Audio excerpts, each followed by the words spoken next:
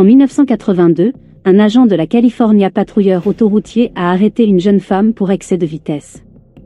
Il l'a intimidée pour avoir des relations sexuelles, puis l'a tuée.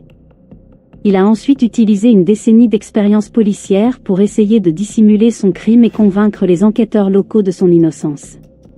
Mais s'en sortirait-il? La société dépend de la confiance et de l'autorité. C'est un système qui fonctionne. Et parce qu'il fonctionne, nous n'y pensons presque pas. Un agent en uniforme exige le respect, et nous nous y conformons volontiers. Mais que se passerait-il si cette confiance était trahie? Que se passerait-il si un agent de police abusait de son autorité? George Gwaltney était l'un de ces policiers. L'agent de la California patrouilleur autoroutier, populaire et décoré, a commis l'infraction la plus grave, il a assassiné. L'affaire Gwaltney a mis à rude épreuve les ressources de la police d'État et du FBI. C'était un adversaire rusé, formé à la résolution de crimes, et il savait comment brouiller les pistes. Robin Bishop, 23 ans, avait quitté sa maison de Las Vegas pour rendre visite à une amie à Los Angeles. Robin espérait devenir actrice. Son amie l'a convaincue que, si elle voulait vraiment devenir actrice, elle devait déménager à Los Angeles. Robin est retourné à Vegas pour faire ses bagages et déménager. Elle était enthousiaste quant à son avenir. À Barstow, en Californie, elle s'est arrêtée pour appeler sa mère et acheter un sandwich. En retournant à sa voiture, elle est tombée sous le regard d'un prédateur. Le patrouilleur autoroutier de Californie George Gwaltney. Bien qu'il soit un policier très respecté et un membre de la communauté, Gwaltney avait l'habitude secrète d'arrêter des femmes pour excès de vitesse, et de les solliciter pour des relations sexuelles en échange d'une amende. La nuit du 11 janvier 1982 n'était pas différente. Il a rapidement mémorisé la marque et le modèle de sa voiture. Il a également remarqué la plaque d'immatriculation du Nevada. Ensuite, Gwaltney a vu un garçon du quartier qu'il connaissait, un garçon qui, si nécessaire, pourrait être utilisé comme alibi pratique, et l'a raccompagné chez lui. Ancien lauréat du prix de l'officier de l'année, Gwaltney était bien connu pour ce genre d'action bienveillante. Les parents de Barstow faisaient confiance à Gwaltney pour garder un œil protecteur sur leurs enfants. À présent, la jeune femme que Gwaltney avait ciblée était déjà bien loin de la ville, en direction du Nevada sur l'autoroute. L'autoroute habituellement très fréquentée était inhabituellement calme. Il la rattrapa sur l'autoroute vide à l'est de Barstow. Il alluma ses gyrophares et sa sirène et l'arrêta. Robin Bishop avait une série de contraventions pour excès de vitesse. Elle venait en fait de terminer une année de probation.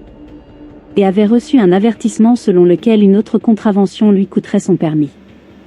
Robin savait qu'une voiture, et un permis de conduire seraient essentiels pour une actrice en herbe à Los Angeles. Ok, madame, avez-vous une idée de la vitesse à laquelle vous alliez? Assez vite. Un peu trop vite. Je vais devoir vous demander votre permis, madame. Très bien. Ok, Robin. Je vais devoir vous demander de sortir du véhicule, et de me suivre jusqu'à ma voiture de patrouille. Elle a laissé les clés sur le contact et son sac à main dans la voiture. Faisons une petite promenade pour retourner à la voiture de patrouille. Robin a probablement été surprise d'être ramenée à la voiture de patrouille, mais elle a obéi. Malheureusement, Gwaltney avait plus en tête qu'une contravention pour excès de vitesse. Vas-y, retourne-toi, mets tes mains sur ta tête. Je vais devoir te menotter et t'emmener. Pour excès de vitesse? Ouais. C'est la loi. J'étais juste en excès de vitesse. Gwaltney l'a placée contre la voiture de patrouille et l'a menottée. Alors qu'il la mettait sur le siège arrière, elle devait être effrayée et confuse. Pourquoi les menottes? Où l'emmenait-il? Gwaltney retourna à sa voiture pour récupérer son sac à main. À ce moment-là, une voiture avec un conducteur seul passa. Gwaltney récupéra le sac à main, retourna à sa voiture et s'éloigna, laissant sa voiture abandonnée sur le bas-côté de l'autoroute. Il conduisit Robin jusqu'à une sortie qui menait à une route d'accès rarement utilisée et parallèle à l'autoroute. C'était un endroit où il allait souvent faire une pause pendant son service de patrouille, un point d'observation isolé. D'où il pouvait observer clairement les points forts à environ 120 mètres de distance dans toutes les directions. C'est là, brandissant la menace de prison ou de perte de permis sur elle, que Gwaltney a violé Robin Bishop. Une fois qu'il en eut fini avec elle, il a appelé par radio pour vérifier les demandes et les mandats sur la voiture de Robin comme si elle était abandonnée. Il savait qu'il avait été repéré marchant vers la voiture vide de Robin.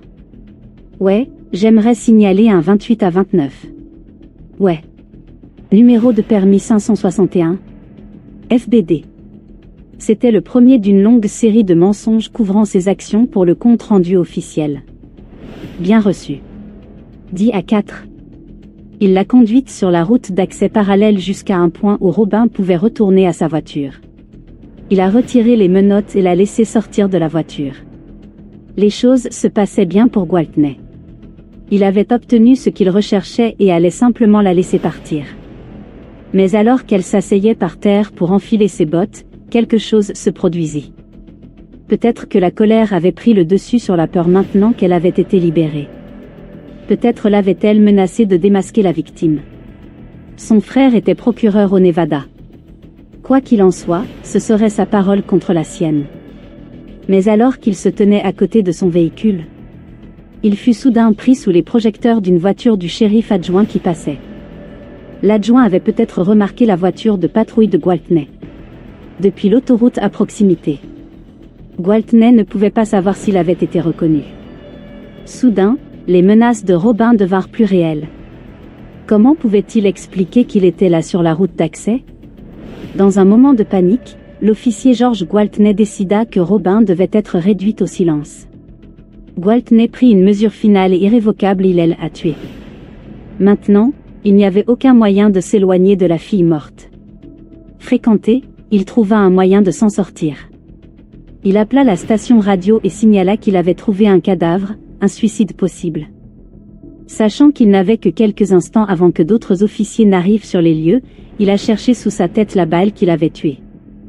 Pour preuve, la balle avait le pouvoir de le détruire. Mais il n'y avait pas de blessure de sortie. L'inspecteur des homicides Milt Rose du département du shérif du comté de San Bernardino a été envoyé pour enquêter sur le cadavre trouvé par Gwaltney. En route vers la scène du crime, la station radio lui a demandé d'examiner la voiture abandonnée. Comme le corps avait été retrouvé à une courte distance sur la route d'accès et était visible pour les enquêteurs déjà sur les lieux du crime, la police a suspecté qu'il y avait un lien entre la voiture et le corps.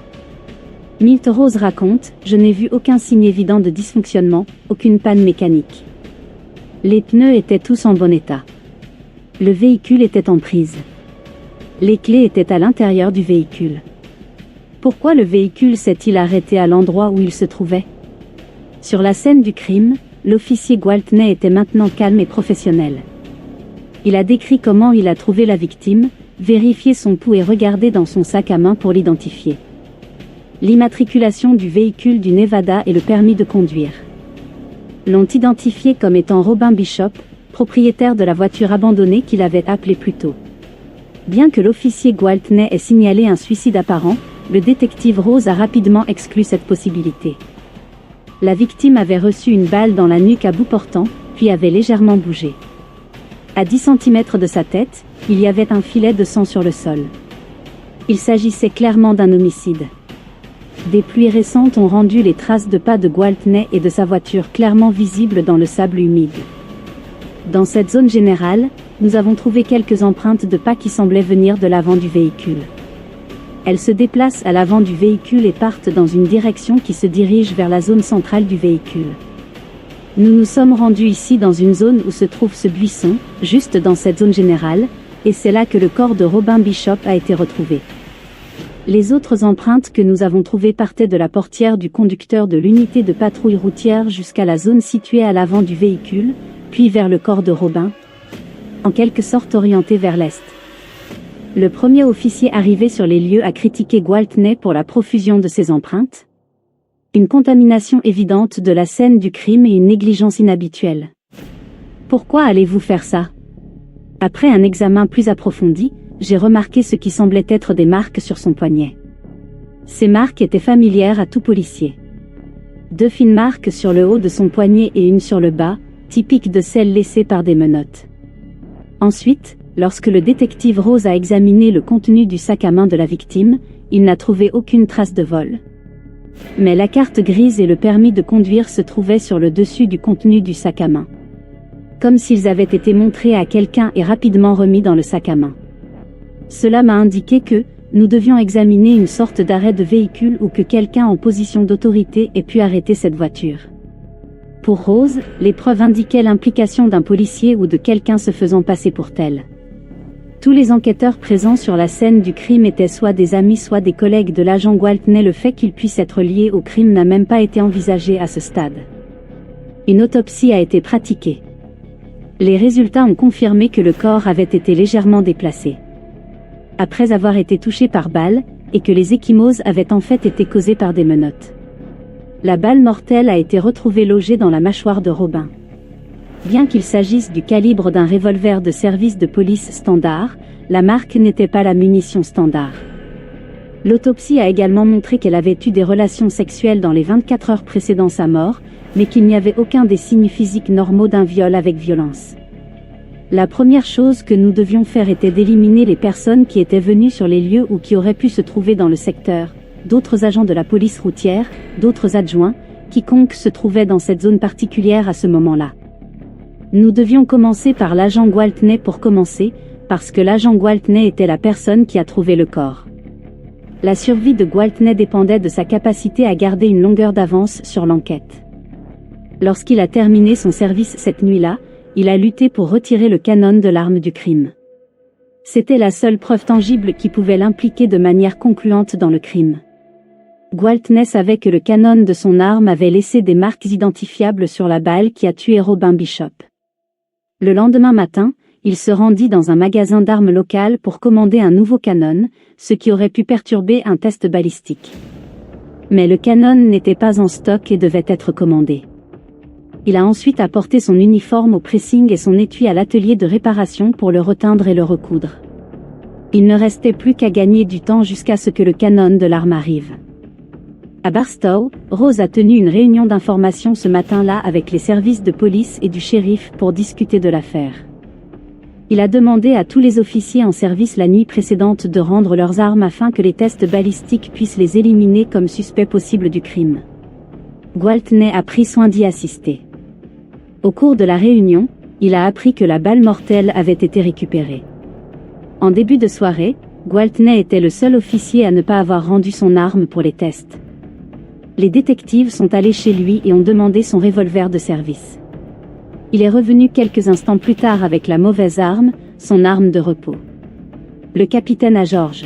« George, ce n'est pas ton revolver de service et c'est ce dont nous avons besoin. » Le capitaine l'a envoyé chercher son revolver de service, mais il est revenu les mains vides. Vous n'allez pas le croire, mais il a été volé. Comment ça, volé? Volé? Eh bien, il y a eu des cambriolages dans le quartier. Il a prétendu que sa maison avait dû être cambriolée, l'arme avait disparu. L'histoire semblait douteuse. Mais comme Gwaltney était un officier de la police routière, le détective du département du shérif du comté de San Bernardino était enclin à le croire. Gwaltney a accepté de venir au quartier général pour être interrogé. Mais d'abord, les détectives ont fouillé son casier. À la recherche de l'arme manquante.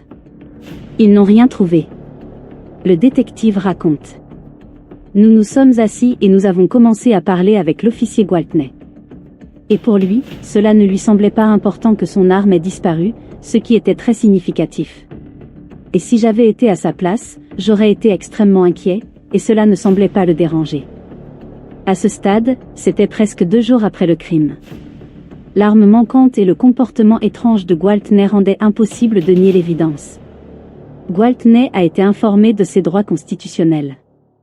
Bien que cela fasse de lui le principal suspect dans l'affaire, il n'y avait pas suffisamment de preuves pour l'arrêter réellement.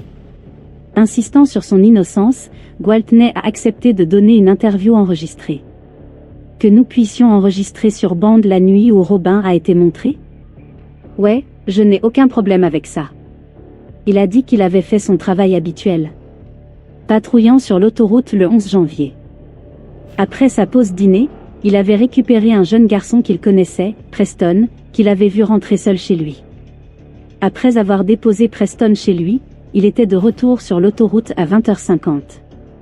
Vers 21h15, il a trouvé la voiture abandonnée, a effectué un contrôle de véhicule volé, puis a tourné sur la route d'accès. Apercevant une forme pâle, il s'est arrêté. C'était le corps de la victime, Robin Bishop. Il ne réagissait pas normalement pour une personne accusée d'avoir commis ce genre de crime. Le détective, si cela avait été moi, je ne leur parlerais pas. Je leur aurais dit de le prouver, et j'aurais été très en colère, je serais très contrarié. L'officier Gwaltney avait insisté à plusieurs reprises pour passer un test au détecteur de mensonges. Il a réitéré sa déclaration, puis a répondu à une série de questions cruciales, y compris la question directe. Avait-il tué Robin Bishop? Non. L'examinateur n'a trouvé aucun signe de tromperie dans le test polygraphique. Gwaltney venait de franchir un autre obstacle dans sa dissimulation. Nous avons transporté George de la station de Barstow jusqu'à San Bernardino pour l'interroger. À ce moment-là, George nous a donné son accord pour entrer et fouiller sa maison.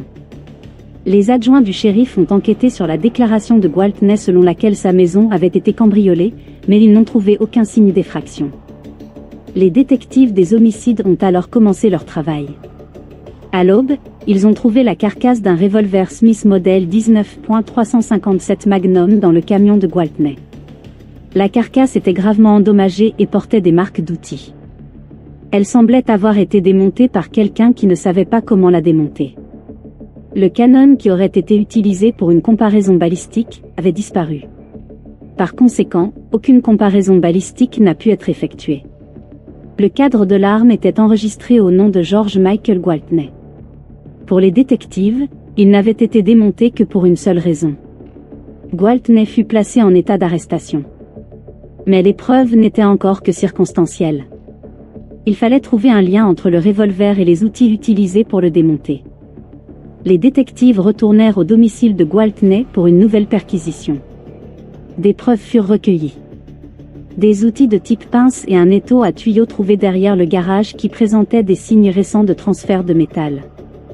Dans le placard de la chambre, les détectives trouvèrent 5 boîtes de balles portant l'insigne CHP.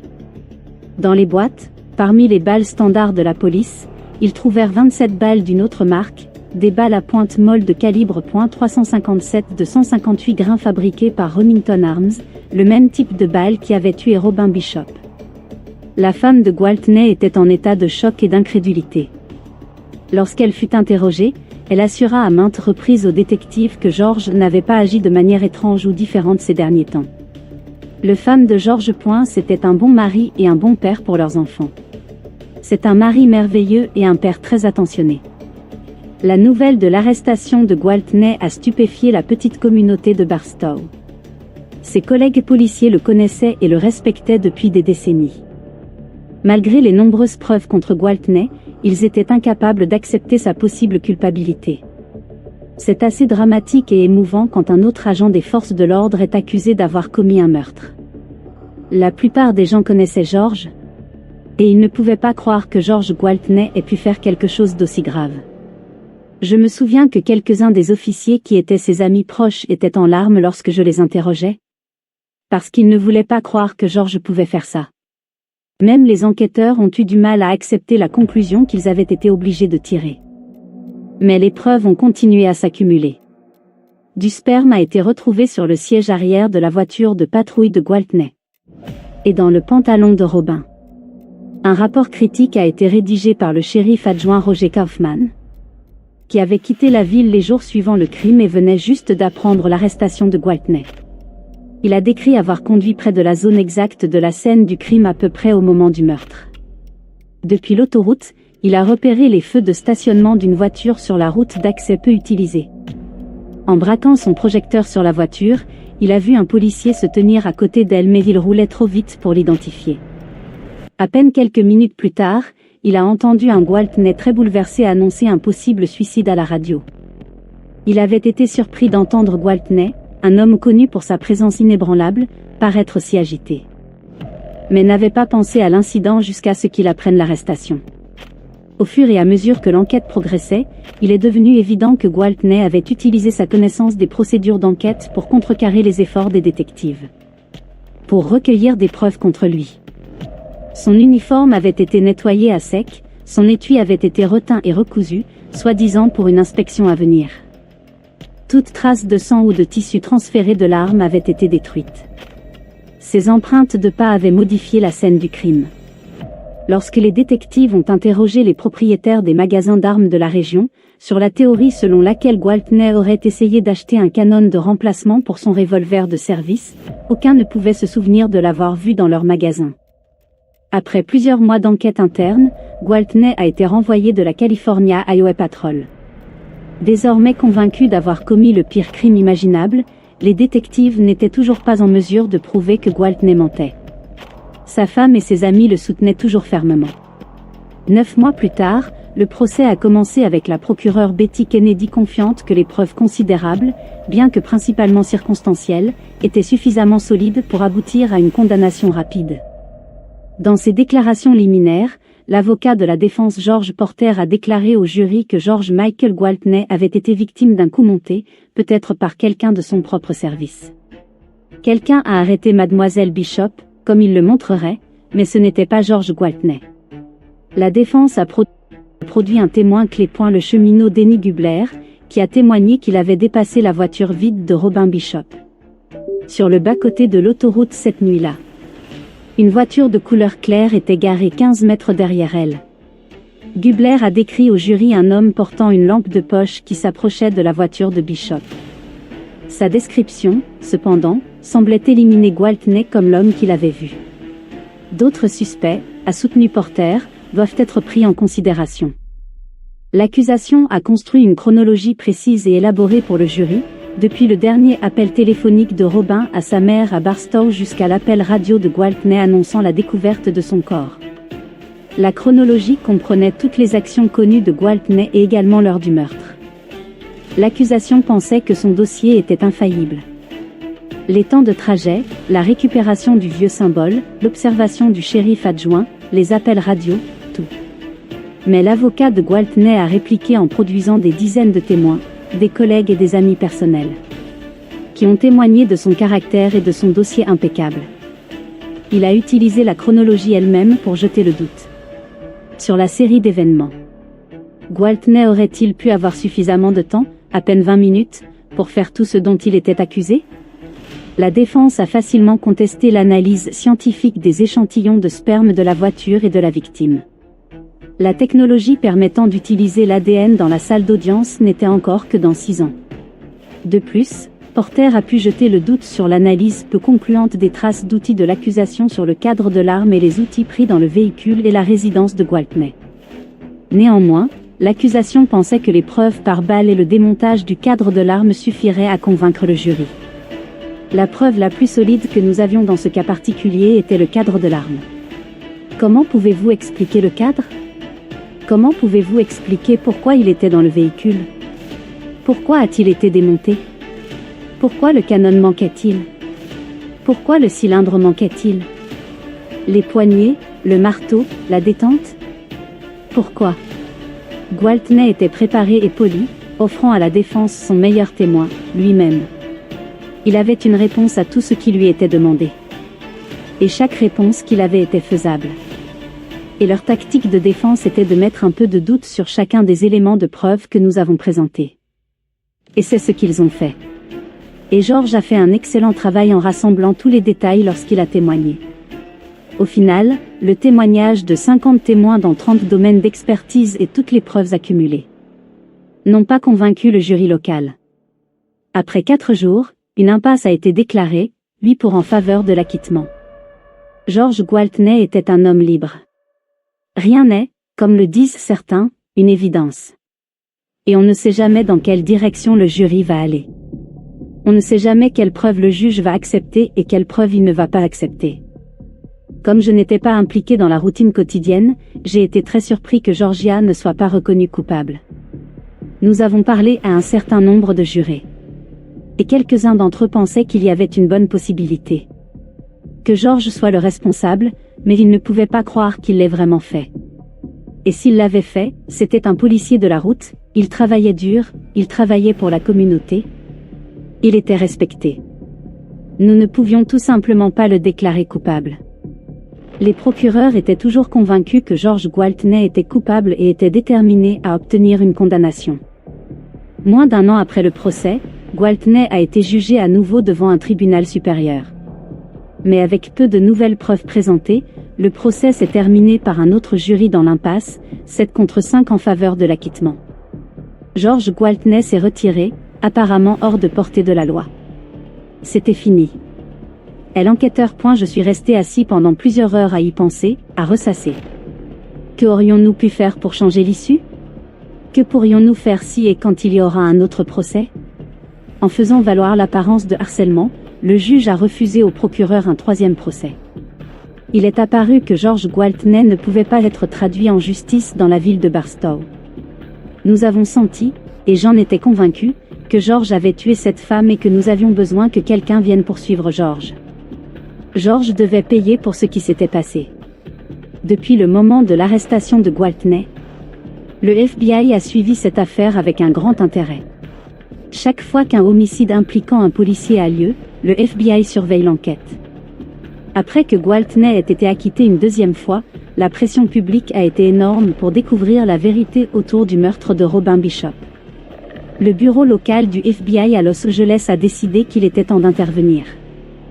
Le FBI savait que George Gwaltney ne serait plus jamais jugé pour le meurtre de Robin Bishop dans l'État de Californie. Mais devant un tribunal fédéral, il pourrait être accusé d'avoir violé ses droits civiques.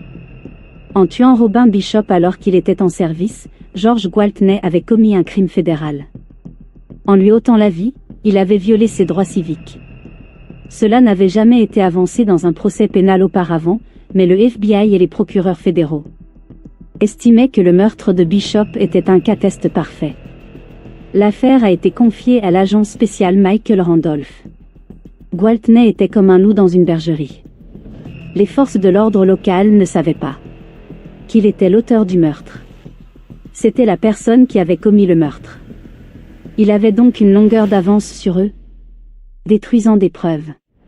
Et c'est une des raisons principales pour lesquelles les locaux n'ont pas réussi à obtenir gain de cause. Ils ne savaient pas à quoi ils avaient affaire. En examinant avec épuisement les photographies de la scène de crime, l'attention de l'agent Randolph fut attirée par une photo. Elle révélait le contenu du coffre de la voiture de patrouille de Gwaltney la nuit du meurtre. Il y remarqua une petite boîte de munitions.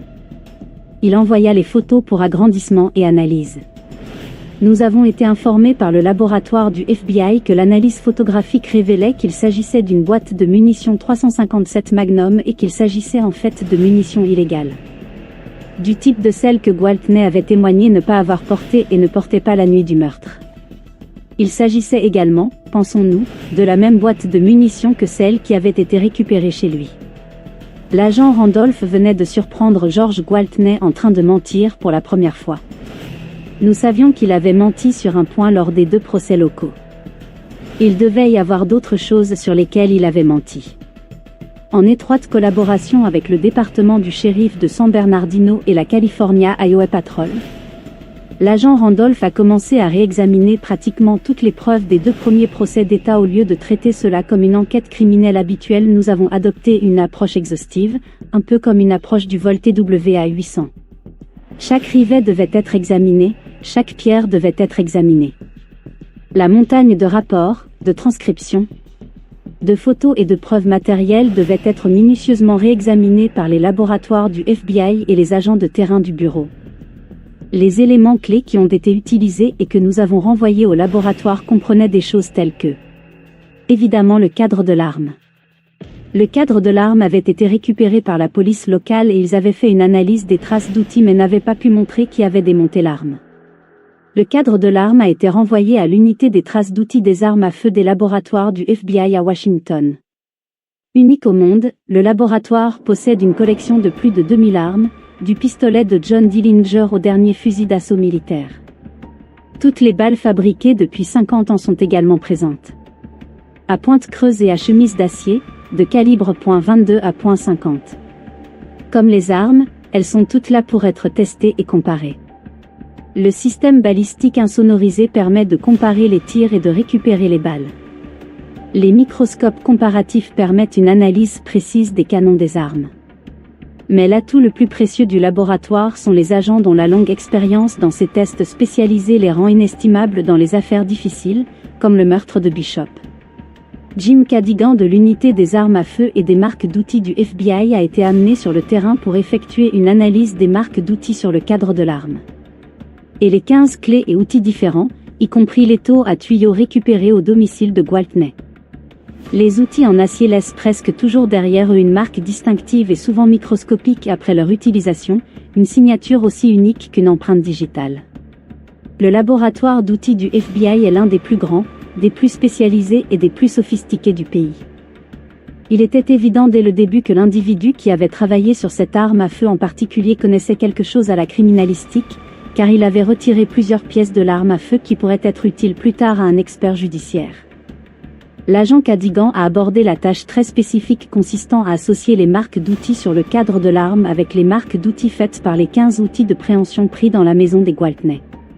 La question était de savoir si l'un de ces outils aurait pu être utilisé pour maintenir le cadre pendant que le canon de l'arme à feu était retiré. En regardant le cadre, j'ai remarqué près de l'endroit où se trouvait le trou pour la goupille qui verrouille le canon, très près du trou pour cela, il y avait une petite empreinte de 16e de pouce, presque comme si elle avait été faite par une petite pointe de tournevis. Juste en dessous de ce trou. Cette petite marque correspondait à une petite imperfection dans l'un des outils de Gwaltney. En examinant les outils fournis par Gwaltney, j'ai remarqué que l'un de ces outils, une clé à pipe, avait une dent cassée, et la dent était cassée au milieu, et il restait ensuite un petit îlot de métal sur la dent, et cela ressemblait beaucoup à la marque qui se trouvait sur le cadre. Donc, en utilisant cela comme point de pivot, j'ai commencé à faire des empreintes avec cet outil et à comparer ces empreintes au microscope, les marques de l'outil, avec les empreintes qui se trouvaient sur le cadre, et j'ai pu arriver à la conclusion que cet outil particulier avait été utilisé, à l'exclusion de tout autre outil, pour faire les marques qui ont été trouvées sur le cadre. En plus des tests de marques d'outils, le laboratoire du FBI a effectué des tests approfondis sur les balles particulières trouvées dans la maison de Gwaltney. L'absence de canon sur l'arme de Gwaltney a rendu un test balistique impossible, un problème qui avait nui à l'accusation lors des procès de l'État. Le laboratoire du FBI a donc mis au point un test qui n'avait jamais été utilisé auparavant en criminalistique. Une utilisation radicalement nouvelle de la technologie nucléaire en criminalistique. Quand un fabricant de plomb, comme Remington Arms, fabrique un lot de plomb, il y ajoute des éléments comme on le ferait pour faire du pain de viande, ce qui rend chaque lot de plomb unique. Nous avons ensuite pris plus de 200 cartouches que les locaux avaient collectées lors de leur enquête sur George Michael Gwaltney. Nous les avons soumises au laboratoire. Le laboratoire les a rendues radioactives et a obtenu leur poids moléculaire, leur empreinte chimique, et voilà, nous avons trouvé environ 27 cartouches qui correspondent exactement au plomb prélevé sur la tête de notre victime. Les échantillons dans le réacteur absorbent les neutrons et deviennent radioactifs. Cette radioactivité est mesurée et donne une lecture précise des éléments chimiques contenus dans le plomb de la balle, une empreinte atomique. Les tests radioactifs étaient indiscutables. Chacune des 27 balles retrouvées dans le placard de Gwaltney, des balles qu'il avait juré sous serment ne pas posséder, provenaient du même lot de plomb que la balle qui a tué Robin Bishop. Le laboratoire du FBI a travaillé pour établir une correspondance définitive entre le cadre de l'arme de Gwaltney et sa clé à pipe, et entre la balle mortelle et les balles retrouvées chez lui. De plus, l'agent Randolph a construit des portraits psychologiques non seulement de George Gwaltney, mais aussi de Robin Bishop.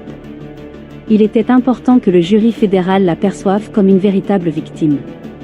Robin Bishop a été violé par quelqu'un qu'elle avait appris à respecter et à avoir confiance, un agent de la force publique.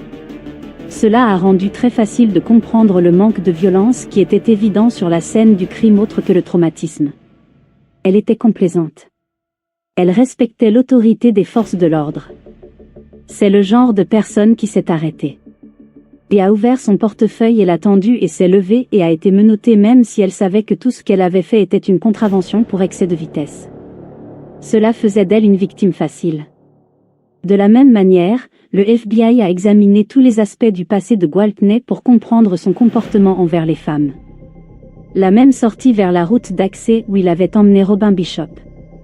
Toutes les femmes qui ont reçu une convocation de Gwaltney au cours des 2 dernières années ont été contactées, et un modèle est apparu. Près d'une douzaine de femmes ont affirmé que Gwaltney les avait sollicitées pour des relations sexuelles. Ou les avait touchées de manière suggestive. Cela nous a indiqué qu'il ne s'agissait pas d'une agression sexuelle isolée de la part de M. Gwaltney, c'est un type de comportement typique. Lorsqu'il a mis son uniforme, il est devenu prédateur envers les femmes, c'est notre conclusion. Les témoignages des témoins des procès d'État ont également été soigneusement réexaminés pour déceler des divergences qui pourraient conduire à des avancées dans l'affaire. Dans certains cas, le FBI s'est appuyé fortement sur le poids de l'autorité fédérale. De nombreux témoins étaient réticents à témoigner, effrayés. C'est une petite communauté. Tout le monde connaît tout le monde. Nous avons dû leur faire savoir qu'une enquête fédérale n'est pas une affaire locale qui va disparaître avec le vent dans le désert. Nous serons là jusqu'à ce que cela soit résolu. Cette persistance a conduit à l'une des avancées les plus cruciales de l'affaire. Les détectives du shérif de San Bernardino avaient initialement interrogé les propriétaires des magasins d'armes de Barstow pour trouver des signes indiquant que Gwaltney aurait pu essayer d'acheter un canon de remplacement pour son revolver de service le lendemain du crime. Aucun n'a affirmé l'avoir vu. Agent spécial Randolph. L'un des interrogés était un certain monsieur William Addington, propriétaire du magasin d'armes Powderhorn. Il avait nié lors des 2 enquêtes du procès d'État que George Gwaltney avait été dans son magasin le lendemain du meurtre, mais les relevés des factures de téléphone du magasin ont pris Addington en flagrant délit de mensonge. Et nous avons trouvé des relevés de péage qui montrent que le lendemain de l'homicide, tard dans l'après-midi, après le briefing auquel Gwaltney avait assisté, M. Addington avait téléphoné à cette armurerie de Sacramento, essayant de commander un canon pour le type d'arme que M. Gwaltney portait et qui manquait maintenant de canon. Maintenant confronté au FBI avec ses preuves, Addington a admis que Gwaltney était allé dans son magasin essayant d'acheter un canon pour son revolver le lendemain du meurtre de Robin Bishop. Addington avait auparavant menti aux enquêteurs de l'État dans le but d'éviter d'être impliqué. Craignant que mentir au FBI soit un crime, Addington s'est effondré. En examinant la chronologie des événements, le FBI a découvert que Gwaltney avait créé un faux alibi pour couvrir sa visite à l'armurerie et à la cordonnerie où il avait fait nettoyer et teindre son étui, prétendant être de service à ce moment-là. L'histoire de Gwaltney s'effondrait. Mais la partie la plus importante de la chronologie que le FBI a examinée était le ramassage et la livraison du quartier par Preston Olson. Agent Randolph, le problème avec cette histoire était que personne n'avait jamais rencontré Preston Olson. Il a témoigné lors de 2 procès et a vérifié ce que Gwaltney avait dit. Mais alors que le FBI examinait les événements avec Preston et sa mère, minute par minute, ils se sont rendus compte que l'officier Gwaltney avait en fait quitté la maison du garçon une demi-heure. Plus tôt que son témoignage initial. Preston n'a jamais possédé de montre et n'a jamais chronométré. Et personne n'avait jamais fait d'analyse de la chronologie avec lui. Cette nouvelle information et la révision de la chronologie qui en a résulté ont été l'un des développements les plus importants dans l'affaire du FBI. Nous ne nous sommes arrêtés pour rien. Il n'y avait absolument aucune circulation. Il ne peut pas changer son histoire. Il s'est enfermé dans 2 procès locaux. À la chronologie locale. Donc la chronologie était très importante. Cela lui donne une demi-heure pour laquelle il n'a aucune explication. Avec un calendrier révisé, l'officier Gwaltney avait maintenant suffisamment de temps, 20 à 40 minutes, pour arrêter Bishop, la menotter, la forcer à avoir des relations sexuelles avec lui, puis lui tirer dessus. Gwaltney sait qu'elle a une plaque d'immatriculation d'un autre État. C'est une jeune femme blonde et séduisante. Il fonce sur la route, cela lui prend quelques minutes, puis se lance à sa poursuite. Enfin, le docteur Edward Blake de Forensic Science Associates a été contacté pour réexaminer les preuves de sperme des 2 premiers procès. Avant l'utilisation de l'ADN dans les procès criminels, l'utilisation du sperme comme preuve était problématique. Mais le FBI a estimé qu'il pourrait encore y avoir un moyen d'utiliser ce qu'ils avaient. Gwaltney avait subi une vasectomie et l'avait fait inverser. Y avait-il un moyen d'utiliser ces informations pour identifier et faire correspondre son sperme avec les échantillons de la scène du crime? Les procureurs fédéraux ont demandé au Dr Blake, un sérologue judiciaire, s'il y avait de nouveaux développements scientifiques. N'est-ce pas, Dr Blake? Je veux dire, peut-être qu'il y a quelque chose. Et seriez-vous prêt à examiner la question? Et j'ai dit, eh bien, il se trouve que je connais des gens qui travaillent dans le domaine de la fertilité. Et l'un des éléments impliqués dans cette affaire est l'idée que M. Gwaltney avait subi une vasectomie et l'avait fait inverser. Le Dr Blake a appris de ses collègues de l'Université de Californie qu'une inversion de vasectomie peut parfois provoquer la production d'anticorps antispermatozoïdes. Le corps réagit au sperme qui s'infiltre dans la circulation sanguine. Comme s'il s'agissait de germes envahissants. Le phénomène est très inhabituel et pourrait être utilisé comme marqueur dans le liquide séminal. Il a envoyé des échantillons de Gwaltney au laboratoire de l'Université de Californie. Nous avons découvert que non seulement ces liquides contiennent des anticorps antispermatozoïdes, mais que les anticorps étaient présents à des niveaux très, très élevés. Et cela a motivé l'exploration des preuves elles-mêmes. Le Dr Blake a appris l'existence d'un nouveau test utilisé dans les études de fertilité. Il s'appelait le test immunobéade et pouvait déterminer la présence d'anticorps antispermatozoïdes dans les échantillons de la scène du crime. Comme ce type de preuve n'avait jamais été utilisé devant un tribunal auparavant, le Dr Blake a filmé l'incident. Finalement, des extraits préparés à partir d'une paire de gènes présents sur le corps de Robin Bishop des échantillons prélevés sur le siège de la voiture de la Highway Patrol ont été préparés et ces échantillons ont été testés pour la présence de ces anticorps antispermatozoïdes. Et dans ces deux échantillons, les anticorps antispermatozoïdes ont été trouvés. Pendant les 6 mois d'enquête du FBI, toutes les preuves réexaminées et tous les nouveaux témoignages ont conduit à une certitude fondamentale pour les agents spéciaux travaillant sur l'affaire.